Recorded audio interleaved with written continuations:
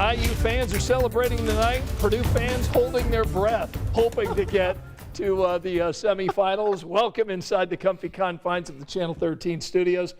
We're thinking about New Edition concert tomorrow. We are. Because Felicia's going to Cincinnati to watch that, and Emily Longnecker also going, so we'll probably have some New Edition conversation tonight. Listen, this is my first time to Cincinnati, so I am taking all recommendations. I've just never been. I've never known anyone there, but now we're going to see New Edition. So if you're a fan of R&B, a fan of the music, let us know. Yeah, drop that in the comment section for us. We're also going to talk tonight about really what I think is the best video we've seen today, that wounded IMPD officer getting out of the hospital today, just a couple of weeks after he was shot in the neck. You're going to want to see this video. We're going to have it for you. And we've also got friend of the show, Emily Longnecker, along to show us how Indiana kids are reaching out to Ukrainian children. Really cool story that you're going to see tonight at 11 o'clock. First, though, let's bring Sean in on a Friday night.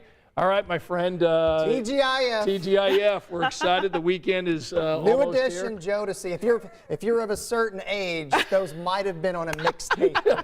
Yeah. What did you buy a CD? Did you buy a cassette? How do you, or did you download it to MP3? Cassette. You listened to a few New Edition songs growing up. Oh yeah. And your hair was. It was a little bit different back then.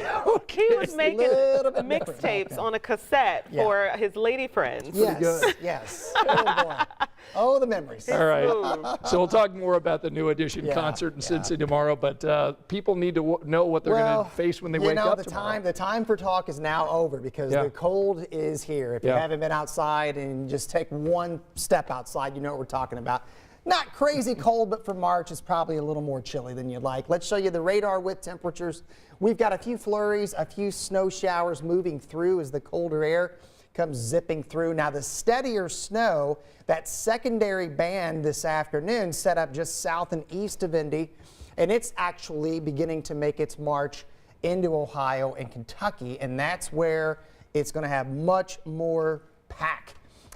Much more punch, if you will. Winter storm warnings up across parts of Kentucky and Tennessee and eastern Ohio. This is the story for us tonight. There you go.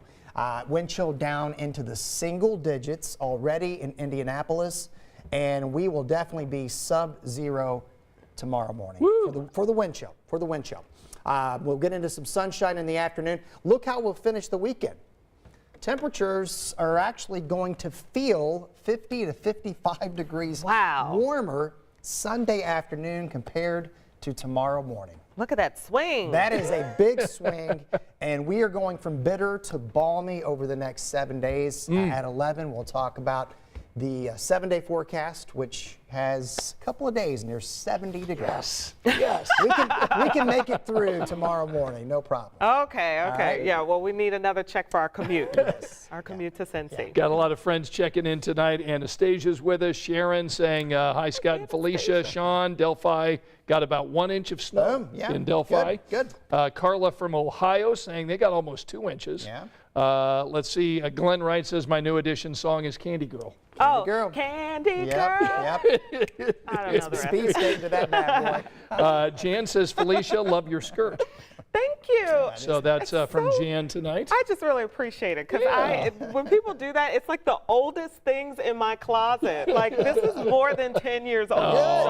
You look great. That's what it's about. Terry here in Indianapolis tonight. Brian says, Sean, give us that good warm weather.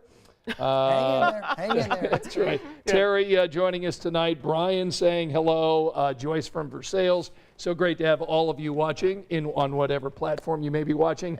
Best video of the day, what happened today at Eskenazi Hospital. You know, this IMPD officer who was shot by a suspect in the throat has been in the hospital for weeks. Watch this video of him getting out of the hospital today. Watch this.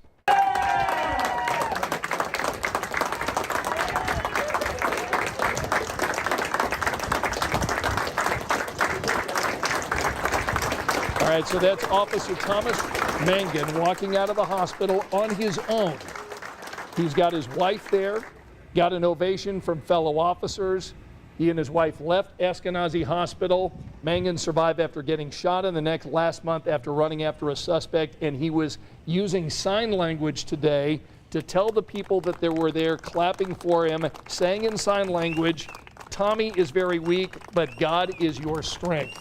And all these police officers out there saying, you know, just congratulating Thomas Mangan on getting out of the hospital. I mean, I got chills, Felicia and Sean, watching this today. I mean, look at this. Well, you know, it's striking. It's the camaraderie, right? Yes. You know, and the fact that, you know, they know how lucky this man is. Right. You know. We also know that they have been praying feverishly over the last couple of weeks. And I know, I mean, you guys, we have a lot of conversations behind the scenes about our faith and the fact that, you know, that was an aspect of his healing and his journey and him trying to go on for the next day. I mean, I think it does become very, very encouraging. These are first responders. Yep. You know, you want to honor that. And at the end of the day, you just want everyone to be okay. You want everyone to get home safely. So it was awesome. It was awesome to see. It was very inspiring. IMPD said that Officer Mangan suffered some severe throat damage, and they're not sure if he's going to be able to swallow, speak, or breathe on his own normally. And he's been writing out his prayers and writing and doing the sign language. So it was really just an incredible scene. So we had to show you that. We're going to have more of that tonight on 13 News at 11. So really cool story there. Yeah.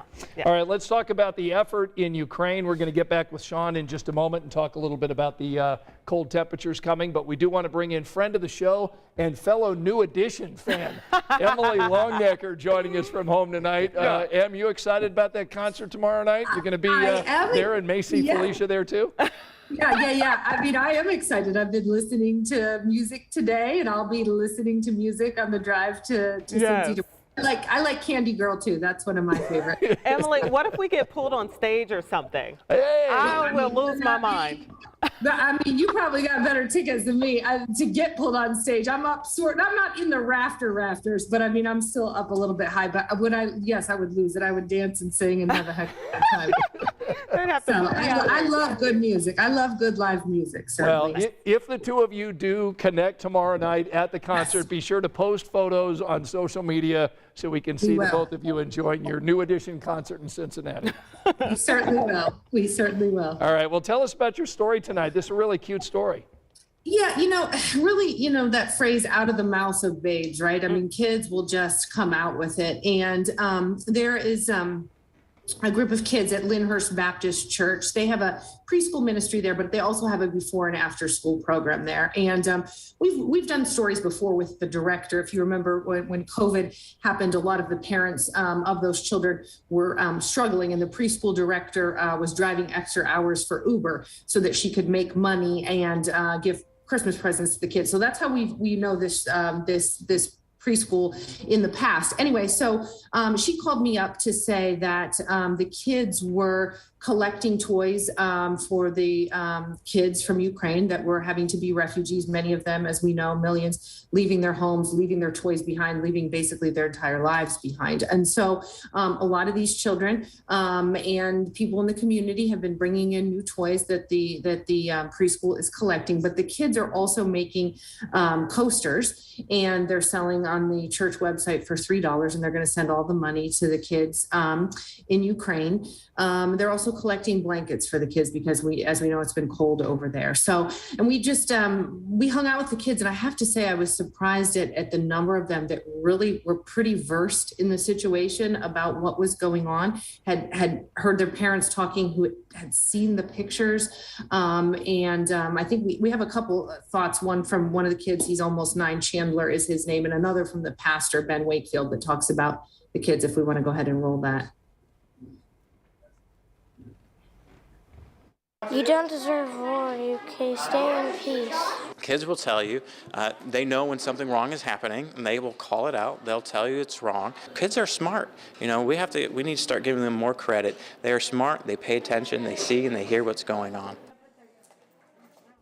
Yeah, and a lot of these kids, you know, have been paying attention. And so they, you know, their preschool director, their after school program director, Miss Dixon, I mean, she talks to them about using their voices and speaking up and doing something and helping others. And so they wanted to help the kids that are having to leave their homes because of the war, flee their homes. So they're making cards. They're also making cards. You saw some of the cards there that young man had said, you know, Putin is wrong.